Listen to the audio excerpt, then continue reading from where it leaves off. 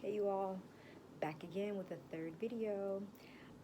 So today I'll be just talking quickly about freelancing. A lot of you are like, what do you do for work? How are you able to make money? How are you able to move on? You guys are freelance, okay? So I don't physically go or have a job or anything like that. All of the work that I do is just kind of like project by project, and I know that might be scarier for some people, but I do have clients that are on a retainer and things like that. So I got into freelancing, let's say about in 2016. I started freelancing as a stylist. I had always wanted to be a stylist. Like, that was legit like my dream job. So in 2016, when a good friend of mine named London actually gave me an opportunity to pursue my career as a stylist, and like it literally took me, it took off. My career kind of took off, and it tapped me into a whole other realm of work, space of creative work. Because before then, I was just a waitress. I was just serving at LAX airport.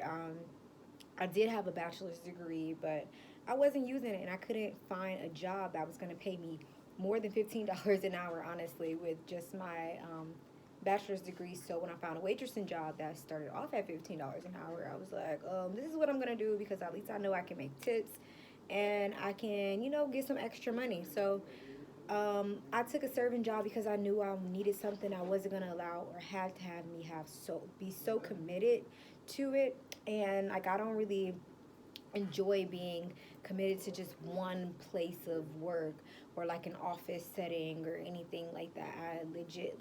I enjoy moving around, being able to go places, not really having to wait for just all of these things. So yeah, that's what I basically do. I'm a freelancer. I freelance with writing, I freelance styling, I freelance social media, and I freelance as an event curator. So those are the things that I do. I could go on and talk about my resume and things like that. And I can get a little bit into my work background. Like I told you all, my freelancing career took off first as a stylist.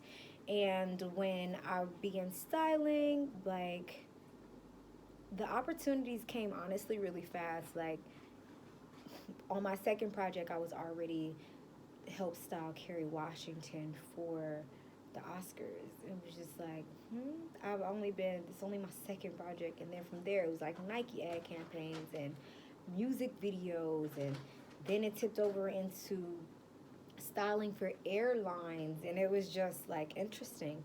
And then when I started doing the social media thing, I don't know if you all remember, but a couple years back, also in 2016, a couple my friends and I, Julie and Alex, we started a blog called Duende Latte, and that's how I got my career started in social media, and that's when I started blog writing, and it was fun. It was a lot of work, you all. Like working in the digital world, especially with social media, is not just like an easy, oh, this is fun, I'm gonna. No, it is time and work put into it. So shortly after that, I was still working as a server, mind you, doing all of these things.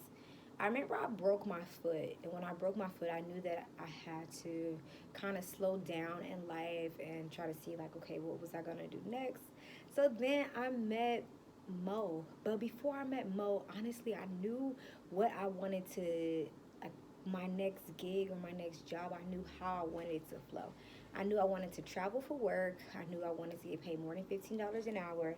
I knew I wanted to be remote, like I didn't want to have to be presently, physically there. So the fact that I met her, the partnership was absolutely beautiful. Like, we curated over 15 to 20 events together. And that is how I got my experience with curating events.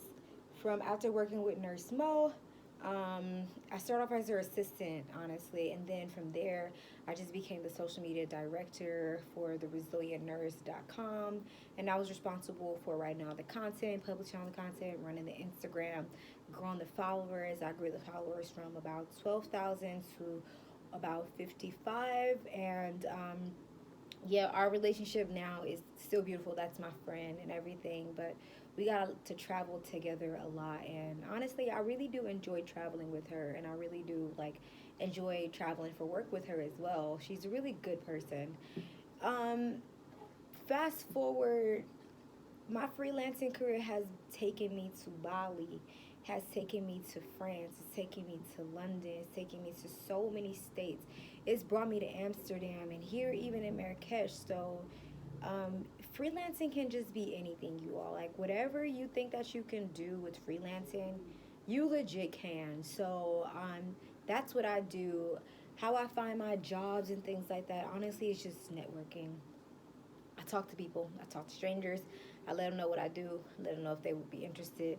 I, give ideas, all kind of things. So freelancing is not hard. It can be challenging sometimes because the income can be a little tricky, but you do have the option to work from home or work remote and not have to be physically tied down to a location. Location independent is the right word that I'm looking for. So you can become location independent, which I think is the best part about freelancing because look where I'm at now. I'm in Marrakesh, okay? And guess what? My bills are paid. I am not struggling to, I'm not like a starving artist or anything like that. I just took off almost basically 7 months. I had not worked. I actually just picked up this client and I just started back working, honestly, for real, in June.